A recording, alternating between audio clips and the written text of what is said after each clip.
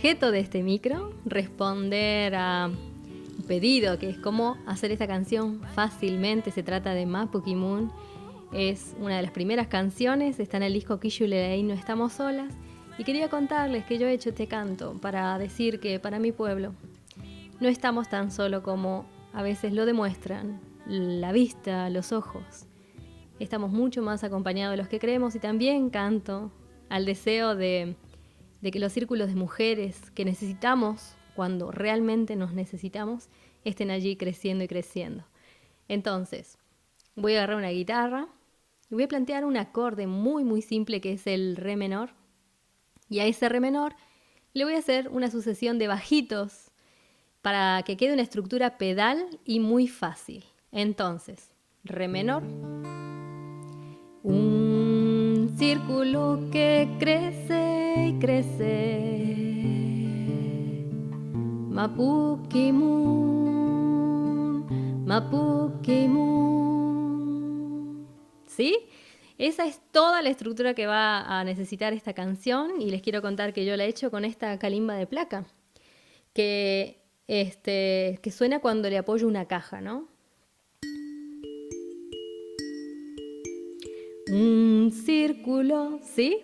Si yo apoyo esta calimba sobre la guitarra, va a sonar mucho más fuerte. Esa es la característica de estos bellísimos instrumentos. Entonces, vamos a la canción. Vas a ver la sucesión de movimientos y vas a ver la letra abajo.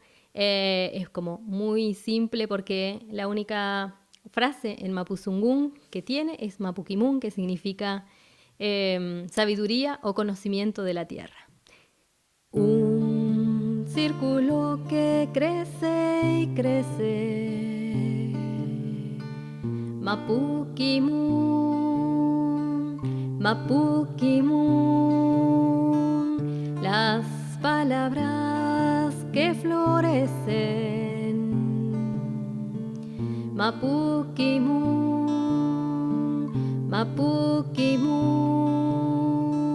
No estamos solas, no estamos solas, no estamos solas, no. Un círculo que crece y crece, Mapu Kimun, Mapu Kimun. Mujeres se fortalecen de Mapu Kimun, Mapu Kimun, darita titin, darita titan, darita titirita titarita titan. No estamos solas, no estamos solas, no estamos